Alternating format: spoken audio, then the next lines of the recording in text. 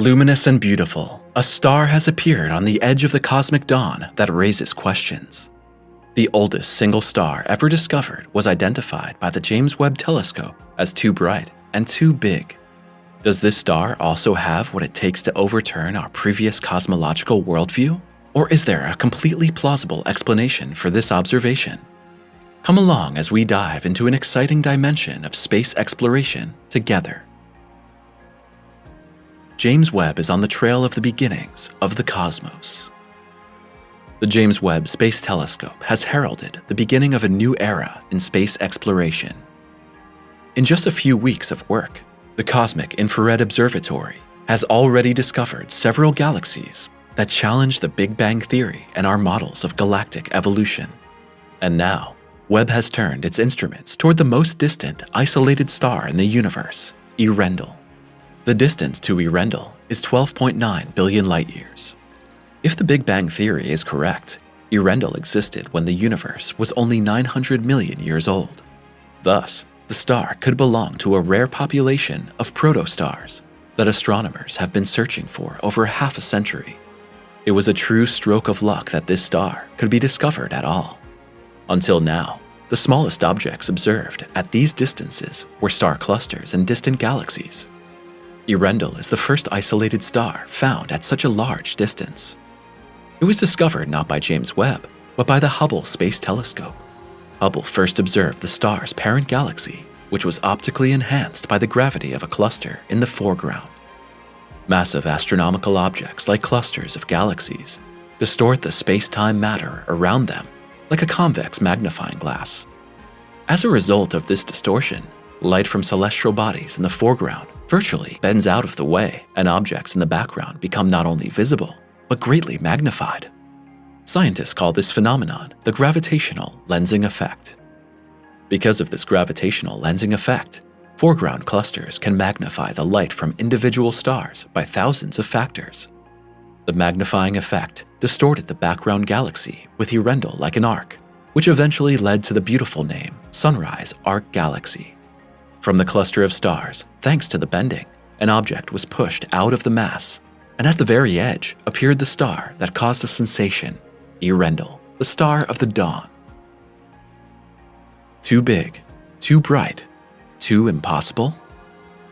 Light sources in distant galaxies like novae, supernovae, or tidal perturbations caused by black holes tend to change their brightness over time. However, Hubble's observations showed that the brightness of this object remained constant for 3.5 years. From this, the researchers were able to deduce that it was indeed a gravitationally lensed bright single star in the Sunrise Arc Galaxy. The discovery was akin to finding a single tiny grain of gold on a beach full of yellow sand grains. However, due to its wavelength limitations, Hubble could provide only limited information about this distant star.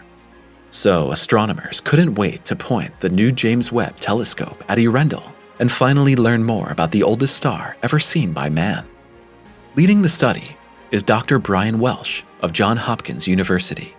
Welsh and his team had discovered Earendel in March 2022 in Hubble telescope data and named it after a mystical dawn deity. In their study, the researchers now presented brand new images of Earendel taken with Webb's NIRCam instrument. Earendel was studied in 8 different Webb filters, with each filter having an exposure time of over half an hour. These wavelength ranges span from 0.8 to 5 microns. First, the scientists used the redshift to once again confirm Earendel's age and distance. The redshift of objects in deep space provides a measure of their distance. As light travels through the cosmos, it's stretched. The longer it's been traveling, the more the light spectrum skews into the red regions. For this reason, in images like this, the red objects are certainly the oldest and the bright to bluish ones are the closest. The redshift is represented by a dimensionless quantity z. Z equals 0 marks the present, and the higher its value, the greater the look-back time and distance to that object. The number determined by James Webb agrees with the Hubble telescope data, and Earendel's title as the star with the highest redshift ever observed was confirmed. The next important property of Earendel is its bolometric magnitude. In physics, Bolometric magnitude is the total electromagnetic spectrum of energy emitted by a star. Here, James Webb was able to provide far better data than Hubble had previously. Using the new data, it became clear that this was a B-type star with an effective surface temperature of 13,000 to 16,000 Kelvin. O-type stars are the hottest, with surface temperatures exceeding 30,000 Kelvin, while M-type stars are the coolest, with surface temperatures of about 2,400 to 3,700 Kelvin. Oddly, however, the total luminosity of Earendel is between 600,000 and 1 million times stronger than the luminosity of the Sun. Thus, the mass of Earendel must be about 40 times that of the Sun. These values resulted in difficulties in the scales of the highest possible luminosity of a single star measured by its size. Scientists therefore came up with the idea that Earendel actually consists of two stars. Alternatively, the light could be produced by two stars of 30 solar masses each, or 5 stars of 20 solar masses, assuming a surface temperature of about 15,000 Kelvin. The spectral energy distribution could also indicate a multiple star system in which 3 or more stars dance around a common center. Massive stars, which we know from the nearest neighborhood of the universe, even have companions very often, which is due to their large gravitational attraction. The stellar giants collect the nearest stars in the course of millions or billions of years by pulling them towards them. Unfortunately, it will be nearly impossible to detect Earendel companion stars at this distance. Even the advanced capabilities of the James Webb Telescope won't help. Researchers can say with reasonable certainty that Earendel is not alone, but proof of this assumption must remain elusive.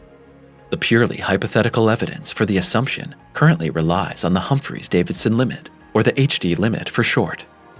With a luminosity 1 million times more luminous than that of the Sun, Earendel would break this limit as a single star, and this is unlikely. So far, no star in the known universe has been observed to scratch the empirical luminosity limit. If, contrary to expectations, Earendel is confirmed to be a single star shining 1 million times brighter than the Sun, scientists would have to reconsider the HD limit and set new values. A population 3 star? The discovery of Earendel is of utmost importance to the international community of astronomers for an entirely different reason. Its massive age could potentially make it the first true observation of a population 3 star. Astronomers have been searching for these hypothetical stars of the young universe for decades. Population 3 stars are what scientists call the first generation of stars in the universe that were born from the primordial hydrogen and helium. If previous calculations are correct, these stars should be characterized by an extremely low metallicity, since they were formed before the formation of heavy elements. These stars would be of special interest to science, since they can provide fundamental insights into cosmic evolution. Population 3 stars, according to previous theories, would have formed shortly after the Big Bang and set in motion the nucleosynthesis process that formed the first chemical elements in space.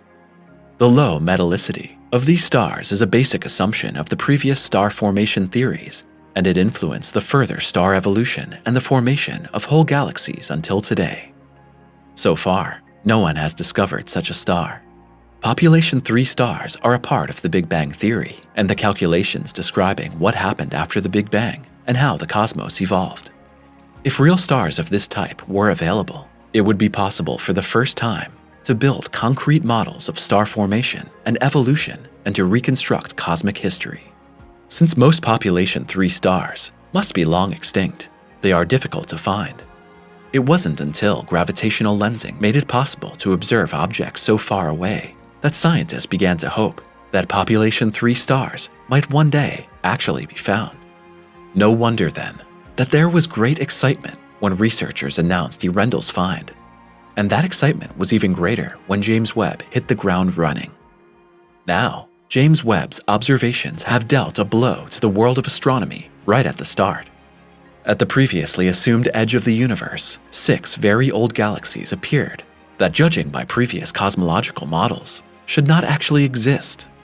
They existed only a few 100 million years after the Big Bang, and in this time there cannot have been much more than first stars in the cosmos, according to common theories. Scientists are currently very sensitive to reconsider old values and opinions about the nature of the cosmos and its limits because of these findings and the whole uncertain situation in astrophysics. The data from Earendel must therefore also be treated with caution. It may be that this star, too, has what it takes to add a whole new dimension to previous astronomy. Even more precise measurements of Earendel's brightness and surface temperature could better constrain the type of star and its stage in the life cycle. Because little is known about population 3 stars, researchers also do not know, for example, how such a star behaves towards the end of its life. Today's large stars blow up into red giants over millions of years. Perhaps Earendel's extreme luminosity could be explained by a phenomenon like this. Astronomers expect Earendel to be visible in the night sky for many years to come and remain highly magnified. The object will therefore likely still be the focus of many new studies and measurements. The next observation of Earendel with the James Webb Telescope is already planned. And of course, the scientists around Dr. Brian Welsh are eagerly anticipating that data. With a new calibration of the telescope, Welsh and his team will try to obtain even more accurate data of Earendel's age, mass, and luminosity after all. Perhaps by the end of this observing period, we will be closer to finding a solution to the question of the wondrous single star or a stellar system. During this observing period, astronomers will also take a closer look at the Sunrise Arc galaxy. If measurements within the galaxy are successful, the determined values could also allow conclusions about Earendel. The presence of light elements would confirm previous assumptions and increase the likelihood that Earendel is a very rare, high-mass, metal-poor star.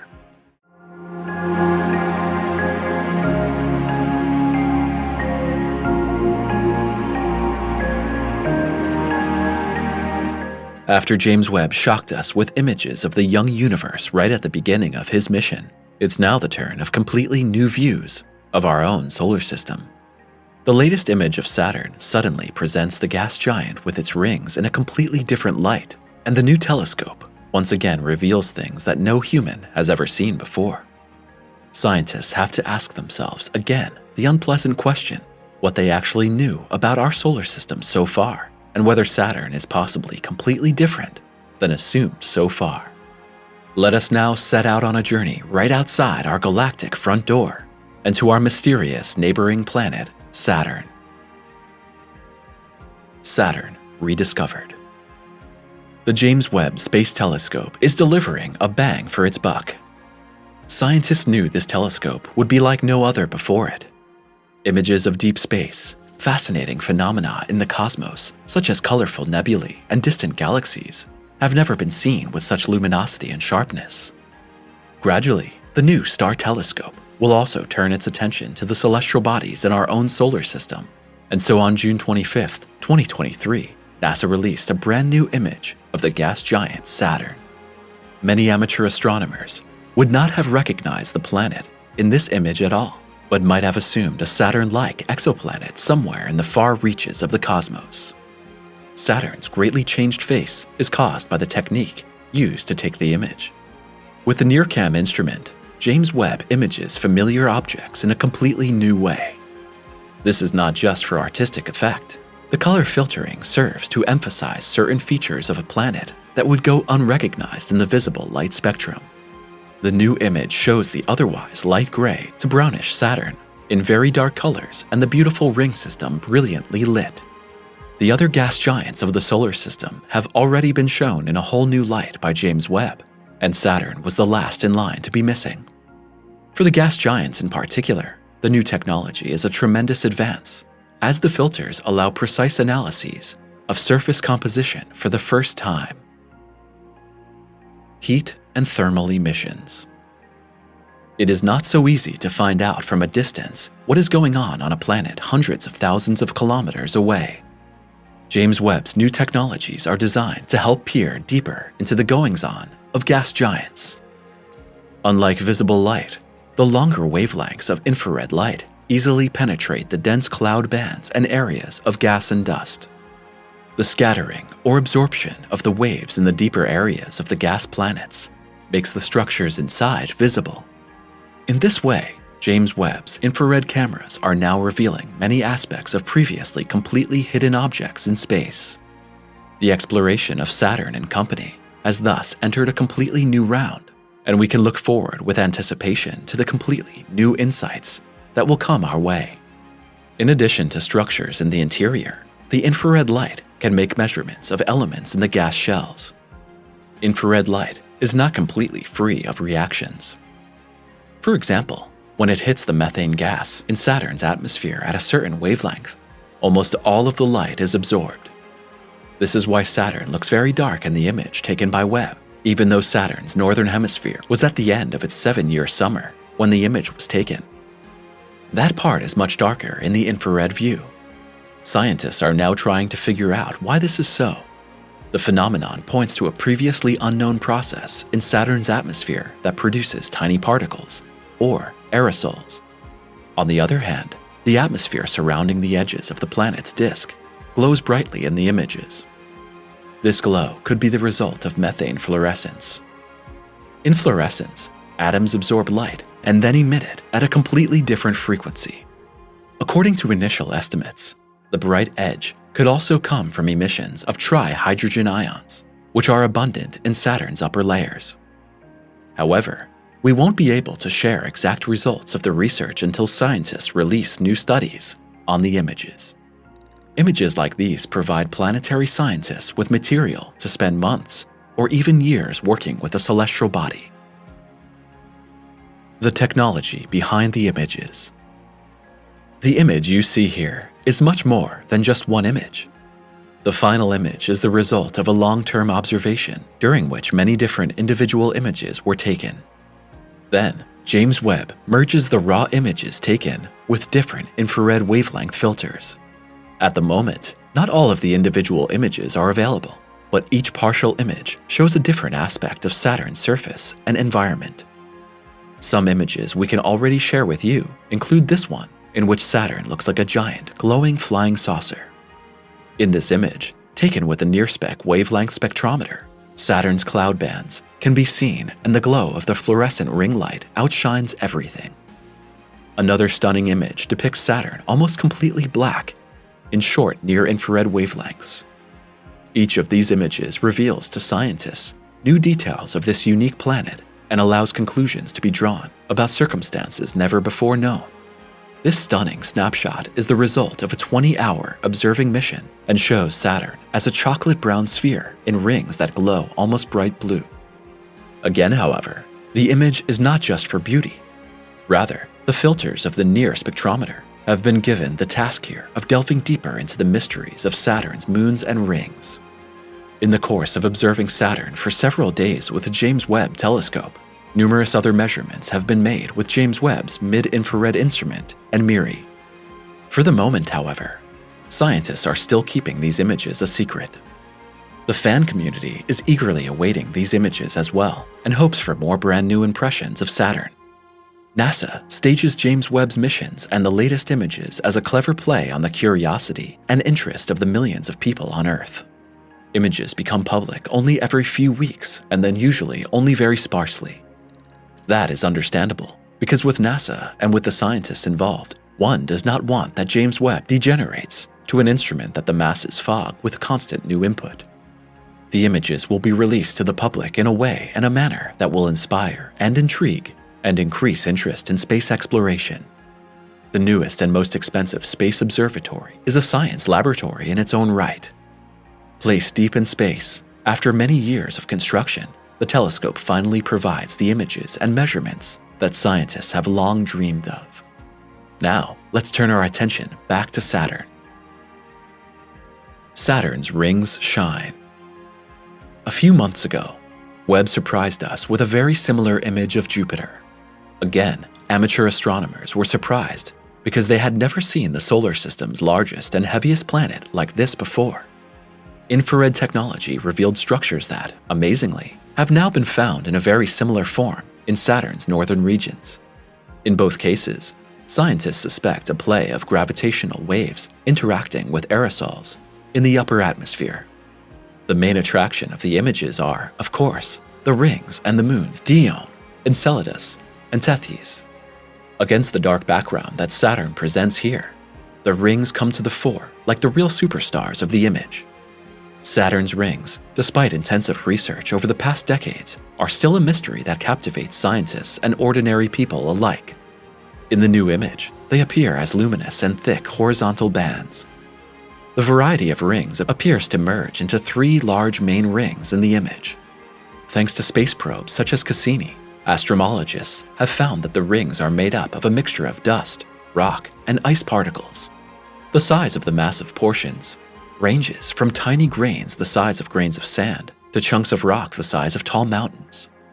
Where the rock comes from and to what extent it's connected with the formation of the numerous moons in Saturn's environment is still one of the big questions of astronomy.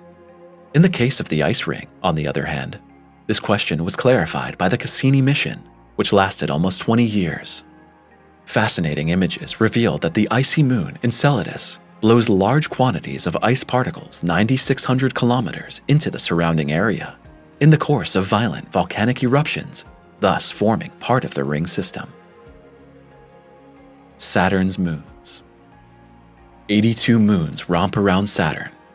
On the new image, Dione, Enceladus, and Tethys are lined up like on a string and are visible as luminous dots. We have already briefly introduced Enceladus to you, but this moon holds far more secrets than just its ice fountains. Scientists suspect that under the icy surface of the moon, there is one of the largest oceans outside the Earth and within the solar system. Volcanism reveals that Enceladus must be active in its interior. Consequently, the water in the deepest layers of the moon could be liquid. Traces of phosphor measured in the vicinity of Enceladus indicate the existence of biological life. The deep oceans could hide microbes or other tiny creatures. Currently, there are plans to drill Enceladus and several other icy moons in the future to uncover the mystery in the depths of the moons. If scientists found traces of bacteria on another planet or moon for the first time, it would be a tremendous advance in the study of the origin of life throughout the solar system or even throughout space. Just the beginning. A year after its launch, the James Webb mission is still in its early stages. The roughly $11 billion telescope will remain the superstar of the night sky for at least 10 years. The telescope's operation will likely go much further. Its Hubble colleague is also currently still in operation and has been since 1995. Scientists admit that they have to figure out what James Webb is really capable of in the first observing runs. The instrument offers thousands of calibration options, filtering, and analysis techniques. It's kind of like if someone gave you a new high-tech camera. The model with these capabilities never existed on the market before. Even as professionals, you would be dealing with something completely new. At first, you would fiddle around a bit, try it out, adjust it, figure it out, and over months or years, you would probably still find new possibilities. This is exactly what researchers are currently doing with James Webb, and we can truly look forward to seeing what mysteries and enigmatic phenomena of the cosmos this telescope will reveal in the years to come.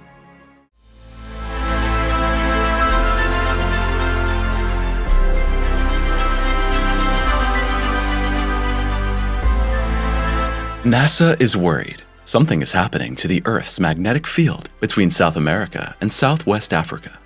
An anomaly is causing a strange dent in the magnetic field there, and it's growing. What should we expect if the South Atlantic anomaly continues to grow, and what is the reason for this hole? Stay tuned and sit back as we explore one of the most explosive questions in Earth geology. Why NASA? Now, right at the outset, you may be asking yourself why NASA, of all space agencies, is responsible for a geological feature on Earth. The answer to this question is easy.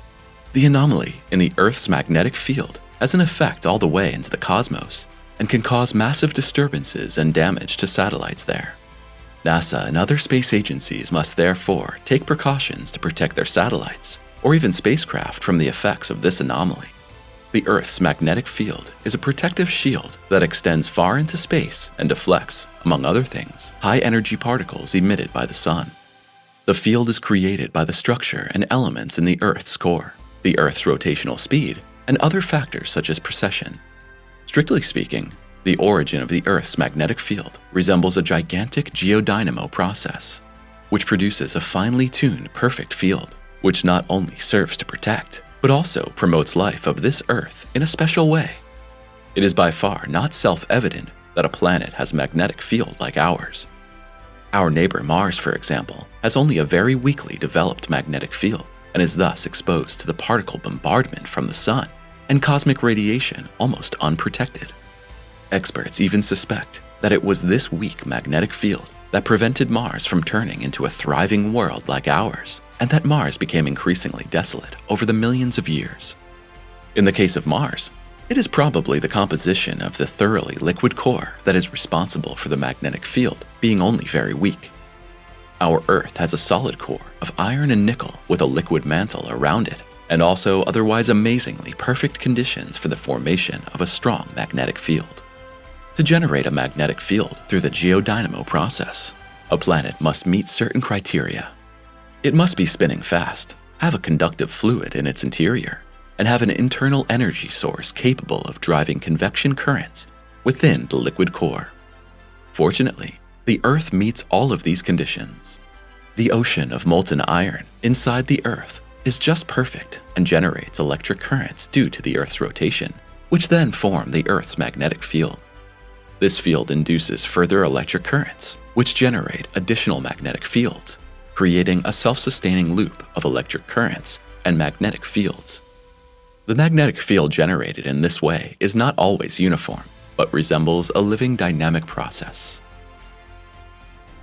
The biggest dent in the magnetic field. Over the Atlantic Ocean, this magnetic field has a huge hole. The reason for the large anomaly is a huge reservoir of dense rock, which scientists gave the impressive name African Large Low Shear Velocity Province. You could also call them Large Low Shear Velocity Provinces, or LLSVPs for short. These areas are massive structures deep in the Earth's mantle that can stretch for thousands of kilometers. Their name derives from the fact that seismic waves, especially shear waves, travel more slowly through these regions than through the surrounding mantle material. This is due in equal parts to the composition of the rock layers and to changing temperatures within the Earth. To fully understand the massive impact of LLSVPs, we need to imagine the Earth for a moment as a layered sphere. The core at the center is surrounded by a mantle of hot, semi-solid rock that moves very slowly. Surrounding this mantle is a solid crust. Seismic waves generated by earthquakes or other events travel through these layers, thereby providing scientists with valuable information about the Earth's interior. LLSVPs are located at the bottom of the mantle, near the boundary with the Earth's outer core. One particularly large structure exists between Africa and another beneath the Pacific Ocean. Both structures are so massive that they affect the movement of material in the mantle and processes such as mantle convection and plate tectonics.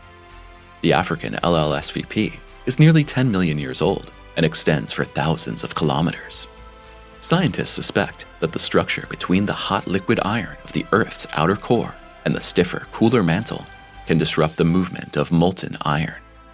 It is precisely this molten iron that creates the Earth's magnetic field through vibration and motion. By blocking it, the South Atlantic anomaly creates a considerable dent in the Earth's magnetic field. The anomaly became known through measurements of seismic waves in the Earth's interior. The scans showed significant changes in their direction of motion in these regions. The images created by the movement of the waves in the Earth's interior resemble an X-ray image of the inner layers of the Earth. As early as the 19th century, the famous naturalist Alexander von Humboldt observed the reduced strength of the Earth's magnetic field over the southern Atlantic Ocean. Since then, the anomaly has been the focus of extensive study, and the implications of this phenomenon can be fascinating and frightening in equal measure. The significance of the Earth's magnetic field. To understand the possible effects of the anomaly, we need to know the effects and tasks of the Earth's magnetic field. In addition to protecting the entire globe, the Earth's magnetic field accompanies us constantly, without us noticing it in any particular way. An impressive natural phenomenon directly related to our magnetic field which almost all of us have seen in photos or in real life, are the polar northern and southern lights. These bright green or violent celestial phenomena are the result of interactions between charged particles and our magnetosphere. Today, it is known that many animals use the magnetic field as an aid to navigation. Migratory birds and sea turtles navigate along invisible magnetic routes, as do hikers or navigators using a compass. Presumably, our bodies are also aligned with this field in some way. Although research on this topic is currently in its infancy, what is known is that there are people who perceive this field and even disturbances such as those caused by solar winds. Our inner clock very probably works in coordination with the field, and nowadays researchers suspect that the many artificial magnetic fields caused by cell phones and company could disturb our natural magnetism and promote diseases. Since the anomaly over the South Atlantic has existed for a very long time, we living beings in this world have been living with it for a very long time. For example, animals in South America or South Africa have never been observed to show abnormalities due to the anomaly. The anomaly is so normal that life has adapted to it. The anomaly could become dangerous for our technical facilities. But before we take a closer look at this danger, let's take a trip into the Earth's protective shield. Solar protective shield. When solar particle streams hit Earth's magnetosphere, they are trapped in two donut-shaped belts around the planet. Astronomers call this belt the Van Allen belt. Within the belt, the high-energy particles are forced to travel along Earth's magnetic field lines about 645 kilometers from the surface. In the process, they bounce back and forth between the poles but do not reach the Earth. The particles are inside the belt, like in a bottle. The exact processes in the Van Allen belt are a complex process in which the particles from space are exposed to various influences and changes. As they bounce back and forth between the poles, their dynamics change. Some may interact with the atmosphere and be lost, while others are scattered and driven out of the belt by interactions with plasma waves in the belt. Incidentally, it's precisely these solar particles that cause the night sky above the poles to glow with the wonderful colors of the northern or southern lights at certain times. Only at particularly intensive solar activities, the solar particles bound in the Van Allen belt become highly energetic, whereby it comes to rare deformations of the magnetic field, and nevertheless, some particles can penetrate into the atmosphere. Then, there is also a significant expansion of the South Atlantic anomaly, and the dent in the magnetic field stretches. The anomaly grows and migrates. A 2016 study surprised with the result that the South Atlantic anomaly is gradually drifting in a northwesterly direction. Recent measurements also showed that the anomaly is not only migrating, but also splitting into two parts. In 2020, satellite data from the European Space Agency showed an anomaly divided into two cells, each with a separate center of minimal magnetic intensity. These changes are not overly significant to organic life on Earth, but for satellites, spacecraft, and technical equipment, the anomaly can pose a considerable challenge. If flying objects pass through the affected regions, the devices are more susceptible to charged particles from the Sun due to the weakened magnetic field. When the International Space Station flies through the anomaly region, certain instruments mounted outside the ISS regularly fail.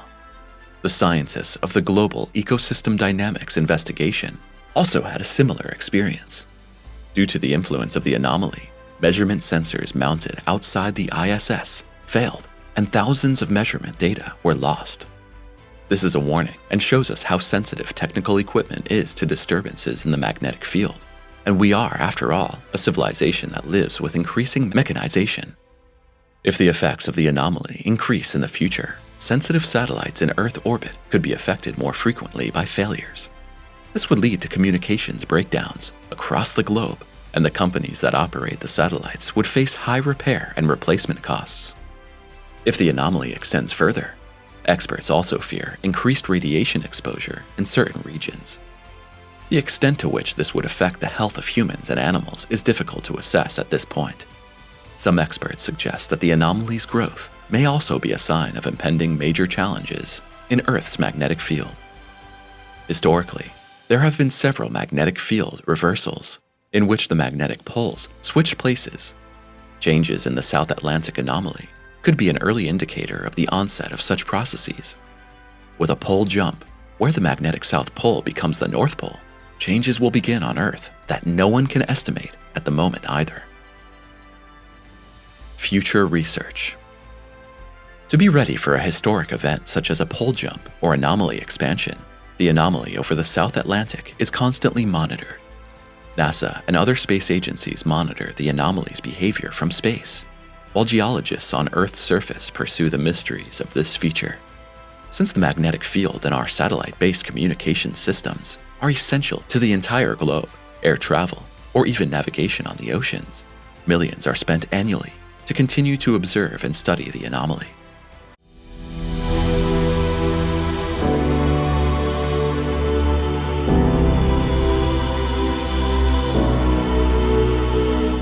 Three amateur astronomers have discovered something with a very ordinary telescope that has puzzled NASA and many scientists ever since. A massive gas cloud is apparently hovering over the Andromeda Galaxy, and no one knows what this object is or where it came from. Why is this phenomenon so mysterious that no scientist on this planet has been able to come even close to solving it? And what consequences might this discovery have for our own galaxy? Hold on tight as we unravel the mystery of this startling discovery and show you why no other scientist has seen this before. The crash is inevitable. The Andromeda Galaxy is racing toward our Milky Way at great speed. It is already clear that the great marriage of the Milky Way and Andromeda is surely coming. Andromeda and the Milky Way will meet in an inevitable collision, merging into a single massive galaxy. Does that sound ominous to you? Don't worry, this cosmic spectacle won't happen for a few million or billion years. Andromeda may be hurtling 7,000 kilometers towards us every second, but in cosmic terms, even such speeds still mean that a lot of time will pass before Andromeda and the Milky Way finally collide. Since the crash became known, all eyes have again been on the galaxy in our immediate neighborhood. A gas disk as large as the entire galaxy. When amateur astronomers Marcel Dressler, Xavier Strautner, and Jan Sainty set out to take a few photos of the Andromeda Galaxy, they pointed their ordinary backyard telescope in the direction of the neighboring galaxy. After a few shots, they couldn't believe their eyes. Had there been a shadow on the telescope, or was a filter out of order? Dressler, Strautner, and Sainty tried several settings and changed the viewing angle several times. Then they began to search the current astronomical data for clues to the phenomenon they had just seen. But no astronomical journey or NASA database described the gigantic object that had revealed itself to the three. The men contacted the American Astronomical Society and reported their sensational discovery. Shortly thereafter, a scientific paper was published by the three in collaboration with some of the most renowned galaxy researchers. But what exactly had the three men found? The object, named SD-SO1, is a huge extended structure, almost as large as Andromeda itself. The structure was only visible through a special filter, except for the blue-green glow of double ionized oxygen blocking all light. Doubly ionized oxygen consists of oxygen ions that have lost two outer electrons. But how does a cloud of ionized oxygen of this magnitude get close to a galaxy? The world of astronomers has been baffled since the discovery was made public. The Andromeda Galaxy had been intensively studied for decades. Researchers considered the galaxy scientifically already exhausted, and no one expected to find anything exciting there, except perhaps a few rare individual objects. A mysterious structure as large as the galaxy itself, most scientists would not have imagined in their wildest dreams. Yet the galaxy itself has been imaged and scanned in its entirety many times by even the best astronomers and most expensive telescopes on the planet. Multi-wavelength imaging with X-rays, scans in ultraviolet, and countless examinations in the infrared and optical range had literally not revealed a glimmer of this structure. One may wonder how it could happen that professional astronomers could make this faux pas. Perhaps thousands of astronomers worldwide simply made the mistake of not expecting anything new. They thought they knew the galaxy like the back of their hand, and so they overlooked a discovery of the century. After the scientific paper was published, The discovery was confirmed by 5 telescopes in France, California, and New Mexico, among other places. So the object, named Strottner Dressler Sainty Object 1, SDSO1 for short, has been there all along, only nobody had seen it. What is SDSO1? After the structure's existence was confirmed, there still remained the big question of what SDSO1 actually is. Astronomers have considered 4 possibilities, but each of these explanations has a slight problem. Since the structure is right next to Andromeda, it could be related to the galaxy. The cloud is gently curved like an archway and appears in images as if it is curving away from the galaxy. The gas could be an emission from the galaxy itself, but this has not yet been proven. At present, however, there is no concrete evidence that SDSO1 is a solid part of the Andromeda galaxy. If it is, however, the cloud could be tens of thousands of light years long and represent one of Andromeda's largest coherent structures. An outgassing of the galaxy would most likely originate from the halo. The halo is a spherical collection of stars at the edge of the galaxy. The gas would then be an outgassing of the stellar streams in the halo. However, stellar ejecta known to date invariably contain an enormous amount of hydrogen, and the problem is that the SDSO1 observations found no hydrogen. If it's not gas thrown off by a stellar stream, how did it form? Now comes the really exciting explanation, which has to do with the superlative galactic event, the merger of the Milky Way and Andromeda. A team of researchers suggested that the outer halos of both galaxies may have already begun to interact with each other. The fused gas in the 2 galactic halos would compress in a collision, forming a curved structure similar to the bow wave of a ship sailing through water. This would explain not only the existence of the cloud, but also its shape.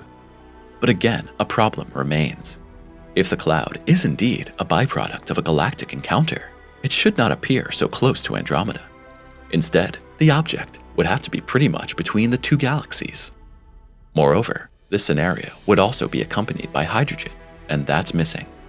Another explanation says that SDSO1 may be part of the Milky Way and only appears to be next to Andromeda.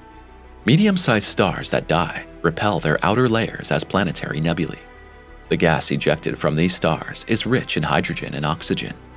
The central star energizes the gas, and the planetary nebula appears bright in the light emitted by both elements. But again, the absence of hydrogen in this gas cloud argues against this model. Finally, astronomers have considered that SDSO1 is a remnant of a massive star that exploded in the Milky Way. The violent explosion of supernovae outshines entire galaxies for a few moments, but then the emissions usually give off radiation that is in the ultraviolet or radio wave range. But again, SDSO1 waved off. Neither radio waves nor ultraviolet radiation, nor infrared or X-rays could be detected in the cloud. It seems that this gigantic cloud is playing a cosmic game of who am I, and astronomers are currently grinding their teeth at this candidate. Next, a blue spectrum analysis was done to try to figure out the mystery of this apparition after all. If the spectrum is blue shifted to the same extent as that of Andromeda, then the gas cloud can be safely determined to be part of the galaxy, and then it would be moving toward us at the same speed. If, on the other hand, it is moving more slowly, it's probably a part of our own. Since the object is quite thin and faint, it required very long exposure times to even detect and scan it with the blue filter. 160 hours were required to detect the doubly ionized oxygen with the Canada-France-Hawaii 3.8-meter telescope. The discovery of SDSO1 was published in 2023, and the blue light scan investigations are still ongoing as of the publication date of this video. SDSO1 is not the only mystery. So, at this point, it must remain an open question whether scientists can even figure out what SDSO1 really is. If the question remains open, this object would not be alone in space. Although astronomers today can already explain the overwhelming number of the material appearances in the universe or classify them into the cosmic context, there are still enough mysteries and puzzling objects. Until today, nobody can really explain dark matter or describe it scientifically. It's not even completely sure that it exists at all. And that, although it has almost become a permanent feature of science. Fast radio bursts or fast radio flashes are another phenomenon that scientists would like to explain, but simply cannot. While coherent explanations have been found for some of the signals, and scientists would love to say that the signals really always originate from magnetars, pulsars, or neutron stars, they can't. Some of the signals, some of which travel millions of light years through space, are so enigmatic that they are among the X-files of astronomy. Recently, the discovery of some stars that rhythmically dim their light once again presented the world of science with an unsolved problem. Since no explanation for the phenomenon was found, scientists now even consider that the stars are dimmed by Dyson spheres. If this is the case, it would mean that extraterrestrial intelligences are at work there. The discovery of SD-SO1 by amateur astronomers shows in this context once more that scientists make a crucial mistake if they think only in dimensions of the known and want to put new discoveries into drawers. The importance of amateurs in astronomy. Amateur astronomers, otherwise known as citizen scientists, also discovered some of the most important signals received by the Organization for Tracking Extraterrestrial Intelligence in Space, SETI. These amateur scientists look through thousands of radio signal data every day, and often they notice the crucial differences much sooner than astronomers who have long since developed expert tunnel vision. Amateurs, often equipped with only modest equipment, have even made some of the most interesting discoveries of modern times. British amateur astronomer Sir Patrick Moore pioneered lunar mapping. Japanese astronomer Yuji Hyakutake discovered comet Hyakutake, named after him in 1996 with a comparatively simple telescope. Citizen science projects such as Zooniverse encourage people all over the globe to exchange ideas with the exciting world of astronomy and cosmology. The platform allows laypeople to browse data from space telescopes from the comfort of their own homes, and the project is now delighted to have discovered thousands of previously unknown celestial bodies.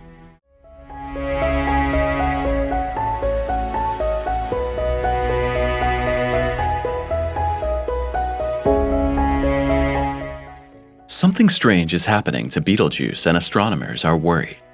The red supergiant star in the constellation Orion is suddenly shining 50 times brighter than usual. Excitement broke out among astronomers. Is this the supernova signal everyone has been waiting for? And is the red supergiant's explosion now imminent? Come along on a journey full of answers to these pressing questions and be surprised by what Betelgeuse really is. Betelgeuse is about to collapse. Betelgeuse is a bright red spot in the night sky. On its prominent position in the shoulder of Orion, it is the 10th brightest object in the night sky after the Moon, the planets Jupiter, Venus, and Mars, and some other stars. Betelgeuse will soon disappear, that much is clear. The star, which was probably there for billions of years, will outshine the whole galaxy in a final explosion and then collapse. All that will be left behind will be a neutron star or a black hole. The explosion will be an event of epic proportions, and at only about 650 light-years away, we humans are ideally positioned to observe this cosmic spectacle up close. Still, we are far enough away to be out of the direct danger zone. When the stellar explosion occurs, it will bring an incredible spectacle of light across the galaxy. The first sign of the imminent collapse would be a sudden flood of neutrinos that would swamp the Earth and can be detected by observatories worldwide. Shortly thereafter, high-energy photons would escape from the debris cloud, and Betelgeuse's final light would be up to 100,000 times brighter than we see it now. The actual explosion will exceed the brightness of the full moon at night, and even during the day, a bright light would be visible for a few seconds. After that, a supernova will shine brightly in the night sky for several weeks to months. Betelgeuse will be among the brightest objects during this time and will be an unusual sight for us humans. For astronomers, this will be an opportunity for detailed study, as it only occurs every few hundred or thousand years. Betelgeuse shows suspicious signs. Already, the red giant Betelgeuse is so large that it would reach as far as Jupiter's orbit when placed in our solar system. Late in 2019, the aging star began exhibiting strange behavior. The red supergiant mysteriously began to dim, Even with the naked eye, observant people could see the star flicker.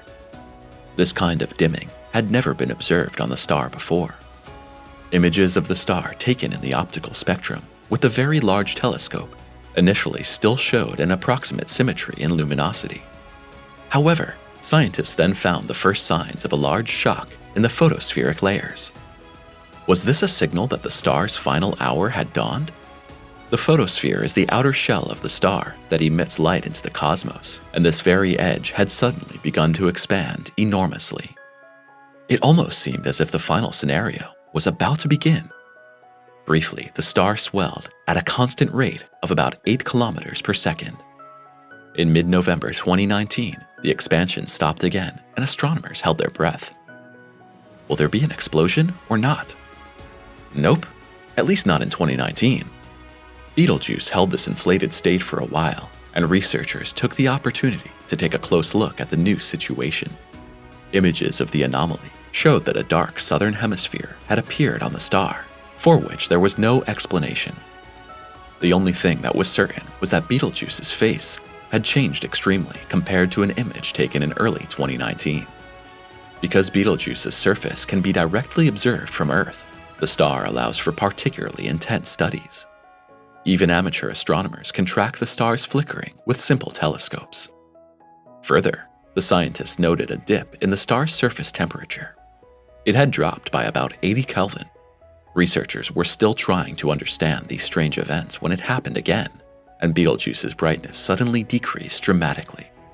Between January 27th and February 13th, 2020, it reached a historic low. This condition also lasted a few weeks. Then the star began to brighten again and shrink back to its normal size. Scientists were baffled. It seemed as if the red supergiant had led them a bit by the nose. But what really happened to Betelgeuse? A gigantic mass ejection. It took weeks until all data showed a coherent picture. Then all the evidence pointed to Betelgeuse having experienced an enormous surface mass ejection. Something similar is happening on our Sun, but on a much smaller scale. We call this phenomenon a coronal mass ejection, or CME. Because scientists have never observed the event on a supergiant, the phenomenon was given the name SME. SME stands for surface mass ejection, while CME stands for coronal mass ejection. In these events, our Sun or any other ordinary star suddenly ejects a significant amount of its mass from its surface. But Betelgeuse is no ordinary star. With him, everything happens in somewhat larger dimensions. It's a bit as if the aging star had a brute coughing fit. You can also imagine a superlative volcanic eruption.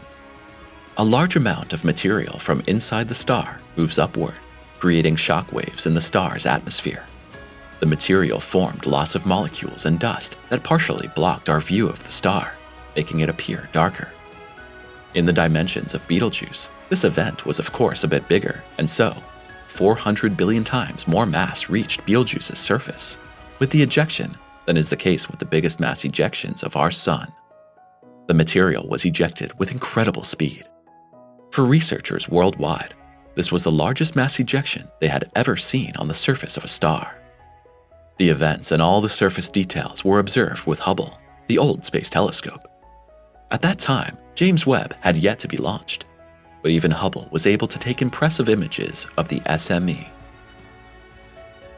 For Betelgeuse, it was not without consequences. The SME had a strong impact on the star. It lost a considerable amount of mass in one go. This proved that, in comparison, a dying star can lose further substantial mass from ejections like this, in addition to its annual mass loss from stellar wind. Scientists were not even aware until this point that stars in their final stages are also capable of mass ejections.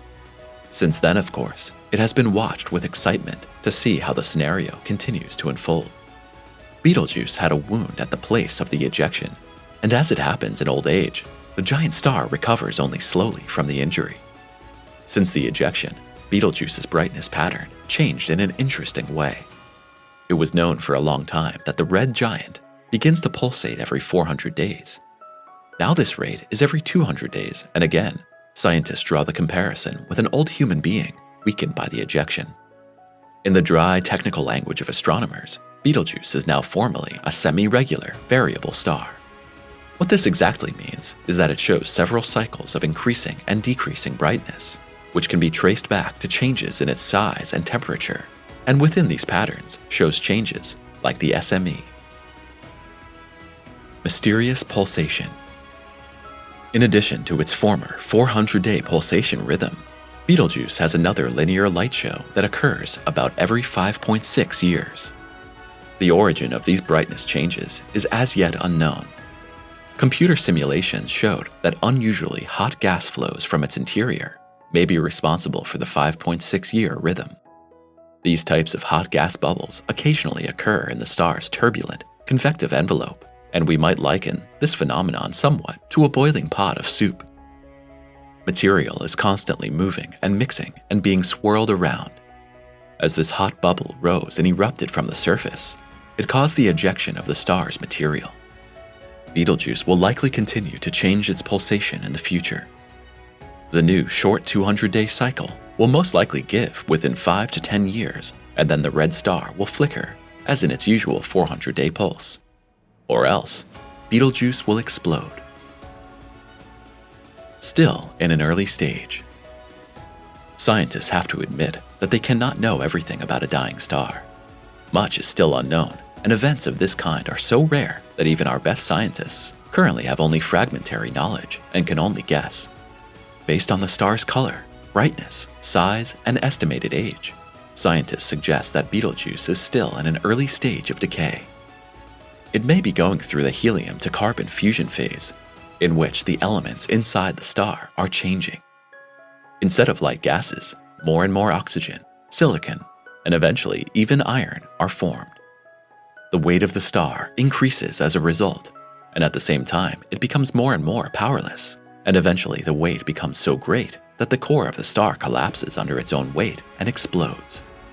Since Betelgeuse is 650 light-years away, any supernova event that occurs now would not be visible to us for 650 years because of the speed of light. So, it could be that Betelgeuse has already exploded, and we will see the event soon. But then, the star would have already exploded 650 years ago, which was in 1373, and at a time when the plague and the 100 Years' War was raging in Europe. If the star explodes now or in 10 years, the light will be on its way to us for 650 years, and you and I will not be able to witness the event. Does a supernova bring bad luck? In the past, people on Earth observed supernovae several times. In 1604, the German astronomer Kepler witnessed a supernova, and around 1000 AD, Chinese astronomers saw a bright supernova in the constellation of Taurus. They had mistakenly assumed that the new glaring object in the sky must be a new star. At the same time, misfortunes, strange natural events, and disputes associated with the unusual cosmic event were occurring around the world. As far as renowned natural science is concerned, we are fortunately at a safe distance from any harmful effects. Nevertheless, elevated neutrino storms and gravitational waves are expected on our Earth for a long time after the Big Bang. Who knows, maybe these events will have some kind of impact on our world that we haven't seen yet, and the people of the past who were labeled superstitious were somehow right after all. We shall see. Exactly when Betelgeuse will explode is not clear at this time. It can be any moment, tomorrow, in 1,000, or even in 10,000 years.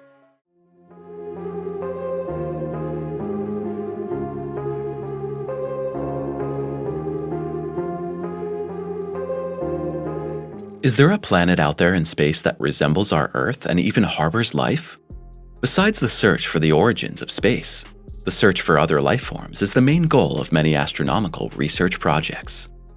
For about 30 years, we have been able to detect planets outside the solar system, and among them are so far several dozen planets that have been classified as Earth-like.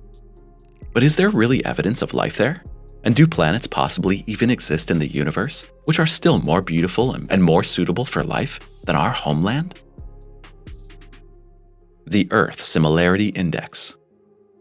To make the search for life beyond our planet more focused, scientists have developed a scale called the Earth Similarity Index. This value measures a planet's similarity to Earth based on various parameters such as temperature, atmospheric pressure, and habitability. The scale ranges from 0.0 to 1, with 0.0 being non-Earth-like, and worlds with a value of 0.8 to 1, indicating that a planet is similar to Earth in many ways. The kings of Earth-like planets are super-inhabitable worlds. Such planets are roughly older, slightly larger, slightly warmer, and possibly wetter than Earth.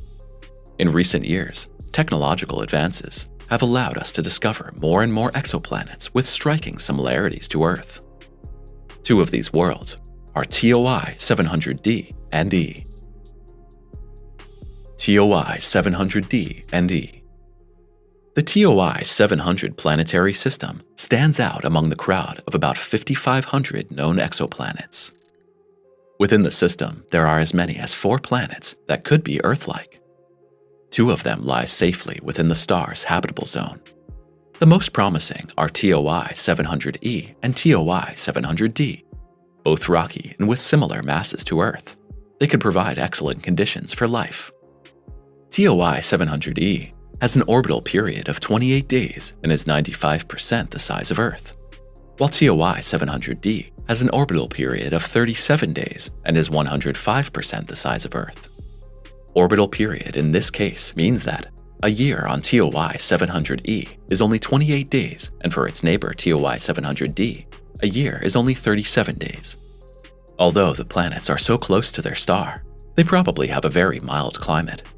This is simply due to the luminosity of the star TOI 700, which is much fainter than our Sun. If TOI 700e and D have atmospheres, they would still be much warmer than Earth's average temperature.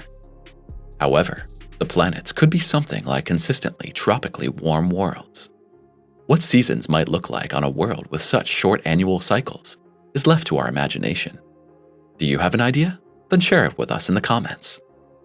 Whether there really is life in the TOI system is currently still a big unknown. Both planets are about 1.5 billion years old, which is actually not enough by earthly standards to allow complex life to emerge. But we must not make the mistake of applying our earthly standards to the entire cosmos.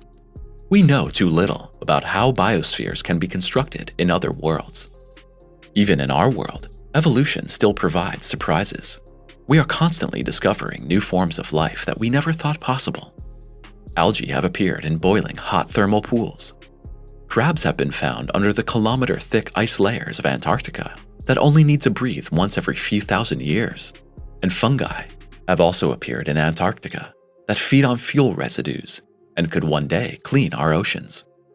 We must expect with a strange world billions of kilometers away, rightly, that life will surprise us there. Whereby, we of course always hope to find life that resembles us. Who knows, perhaps we'll still find it in the TOI system because scientists assume that beyond TOI 700d, still further clues exist. Teegarden B. An exoplanet with the beautiful name Teegarden B is considered a true super-Earth. This planet, about 12.4 light-years away, orbits an M-type star every 4.9 days, making a year in this world even shorter than on the 2 TOI 700 planets.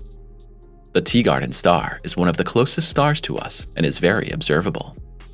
Although the red dwarf has 10 times less mass than our Sun and a temperature of only about 2,700 degrees Celsius, it can still supply its quite nearby planet, Teegarden B, with enough heat to theoretically give rise to life there. Despite these differences in annual length and proximity to its star, Teegarden is so far the king of Earth-like planets. In fact, with an Earth-likeness value of 0.95, it is the planet that most resembles our home among the many thousands of exoplanets known to date. With a 60% probability, this exoplanet has a surface temperature between 0 degrees and 50 degrees Celsius. If it has an atmosphere, the surface temperature would probably average 28 degrees Celsius. In the neighborhood lies Teegarden C, another hot candidate for extraterrestrial life. Teegarden C is farther away from its star and still has an Earth-like value of 0.68. Only scientists have found that the probability of a mild and warm surface temperature here is only 3%. If the atmosphere of this world resembles that of Mars, the estimated temperatures would be only -47 degrees Celsius. Researchers are not sure what the atmospheres of the two planets are like. Previous scientific methods for detecting and measuring exoplanets have not allowed for this research. This is where all hopes now lie with the new James Webb Space Telescope.